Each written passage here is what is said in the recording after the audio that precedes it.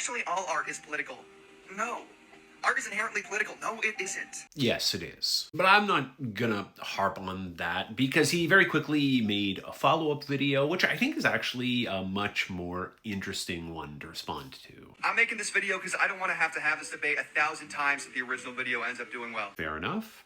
Hit me with it. If the argument is that politics naturally influence socioeconomic conditions, and socioeconomic conditions will influence the way that people in that area grow up, and then those people are going to create art, and obviously their upbringing will be reflected in who they are as a person, which will be expressed in their art, therefore all art is inherently political, then sure. Absolutely. Art is expressive of the economic conditions within which the artist was born and raised and lived and practiced and produced their art. And very often of the economic privilege of the artist, because who can afford to become an artist? But it's also so much more than that, because every aspect of our identities are inflected with power. Look at something like Hollywood productions under the Hays Code, where there is no deliberate, explicit mission to make queer folks look evil. They were disallowed from being shown as good. Sometimes intentionally, sometimes not. Those characteristics associated with queer folks, flamboyance, fashion, wit, a lilt, would eventually concretize into the conventions that we associate with villainy in film today. And in some cases, yes, that is a conscious decision to make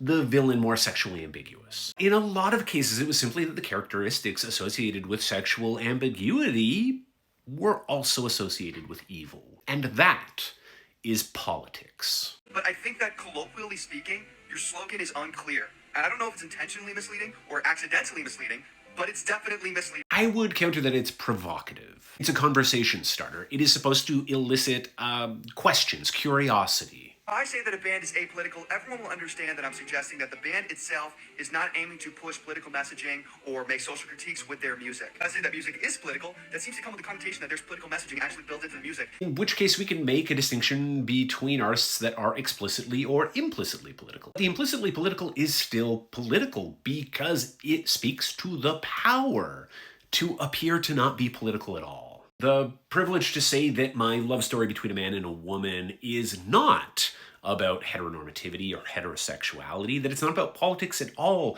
it's just about love. And that is a privilege that no story of queer love could ever attempt to get away with. That story, even if it wasn't pushing for any sort of legislative change, would always be implicated in politics because it's coming from a marginalized position.